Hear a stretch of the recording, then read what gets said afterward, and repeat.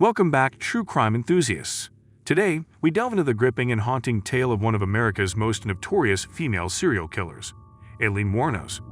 Her story is a chilling reminder of the darkness that can lurk within the human psyche. From claims of self-defense to a media frenzy that captivated the nation, Wuornos' case continues to ignite debates on issues ranging from sex work to mental health and the death penalty. So, grab your detective hats and join me as we unravel the enigma that is Aileen Wuornos.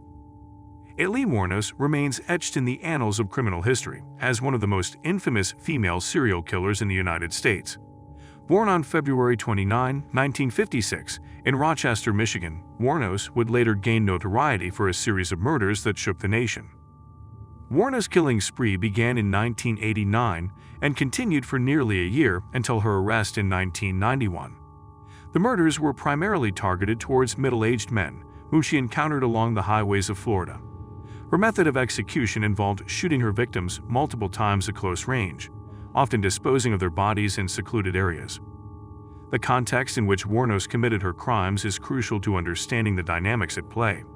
At the time, she was operating within the underground world of sex work, a profession that subjected her to dangerous and exploitative encounters. Wuornos asserted that her actions were driven by self-defense, as she claimed the men she killed had either assaulted or attempted to harm her during their transactions. However, Wuornos' narrative sparked intense debate and controversy. While some sympathized with her claims of victimization and viewed her as a product of a deeply flawed system that failed to protect vulnerable individuals, others perceived her as a cold-blooded killer, manipulating the circumstances for personal gain. The collision of issues such as prostitution, violence against women, and mental health exacerbated the polarized opinions surrounding Wuornos' case.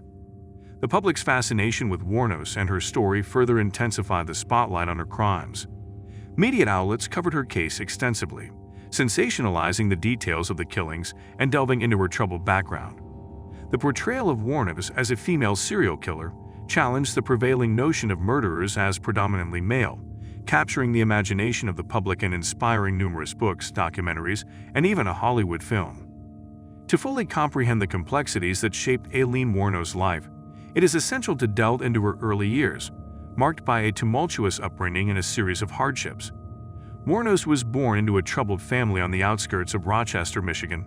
Her parents, Diane and Leah Pittman, were teenagers at the time, and their marriage quickly disintegrated under the weight of their tumultuous relationship. Wuornos' early childhood was marred by instability and chaos. Her father was absent from her life, having been incarcerated for sex crimes, while her mother struggled with alcoholism and eventually abandoned Aileen and her older brother Keith. The siblings were left in the care of their maternal grandparents, Lori and Britta Wuornos, who adopted them legally. Growing up, Wuornos faced immense challenges and hardships. Her adoptive father, Lori, was an alcoholic and allegedly exhibited violent behavior. This environment of instability and dysfunction had a profound impact on Wuornos' mental and emotional well-being. As she entered her teenage years, Wuornos began engaging in criminal activities, including forging checks and engaging in sexual acts for money. Her troubled path intersected with a cycle of substance abuse, leading to her involvement in prostitution. Wuornos' struggles with mental health issues, including depression and borderline personality disorder, further complicated her already tumultuous existence. The combination of an unstable family background, early exposure to criminal behavior, and mental health challenges set the stage for the tragic trajectory of Aileen Wuornos' life. These formative experiences would ultimately contribute to her transformation into a figure synonymous with violence and infamy. Wuornos' killing spree in Florida during the late 1980s sent shockwaves through the community, leaving a trail of victims in her wake. Chronologically documenting each crime provides a chilling insight into the mind of a serial killer and the devastating impact on the lives of her victims. The first known murder attributed to Wuornos occurred in November 1989 when Richard Mallory, a 51-year-old electronics store owner, was found shot to death. Over the next several months, Wuornos claimed the lives of several other men, including David Spears, Charles Carskadden, Peter Seams, Troy Burris, and Walter Antonio. Each crime exhibited disturbing similarities, with the victims being shot multiple times with a .22 caliber handgun. The circumstances surrounding each murder varied, but Wuornos consistently maintained her narrative of self-defense, alleging that the men had either physically assaulted her or posed an immediate threat. This aspect of her claims added complexity to the investigation, leaving authorities with the difficult task of piecing together the truth from conflicting accounts. Law enforcement agencies, faced with a rising body count, began dedicating significant resources to track down and apprehend Wuornos. The investigation involved extensive cooperation among local, state, and federal authorities. The collaborative efforts aimed to gather evidence, identify patterns, and build a case against the elusive killer. The media frenzy surrounding Wuornos' crimes reached a fever pitch as her story captured the public's imagination. Dubbed the Damsel of Death and the Highway Hooker, Wuornos became a tabloid sensation, with newspapers and television outlets dissecting her life, crimes, and motives. The media's portrayal of her, often sensationalized and skewed, shaped public perception and fueled the ongoing debate about her guilt or victimhood. Ultimately, it was a combination of forensic evidence and Wuornos' own missteps that led to her capture. In January 1991, she was arrested at a biker bar in Port Orange, Florida, after being linked to a stolen vehicle connected to one of her victims. Wuornos' arrest marked the end of her killing spree, but it was only the beginning of a legal battle that would captivate the nation.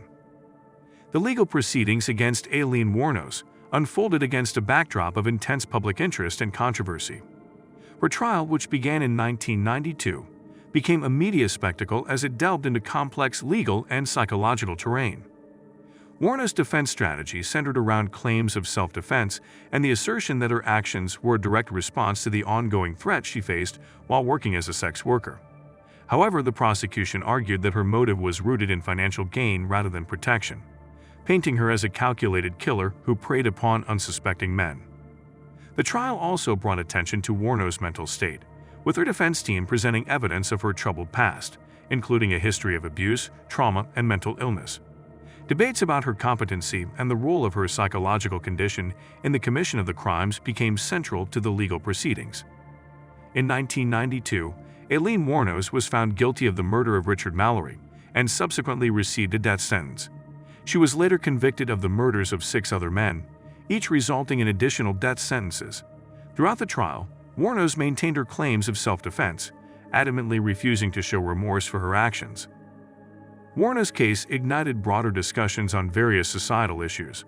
Her involvement in sex work brought attention to the vulnerability and exploitation faced by individuals in the industry. The debate over the death penalty was reignited, with Wuornos becoming a polarizing figure in discussions surrounding capital punishment. Mental health advocates also highlighted the need for better support and understanding of individuals grappling with psychological disorders. Aileen Wuornos' legacy continues to be a subject of fascination and controversy.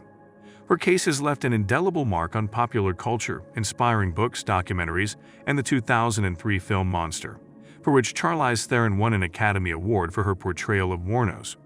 While some see her as a symbol of female empowerment against abusive systems, others perceive her as a chilling reminder of the depths of human depravity.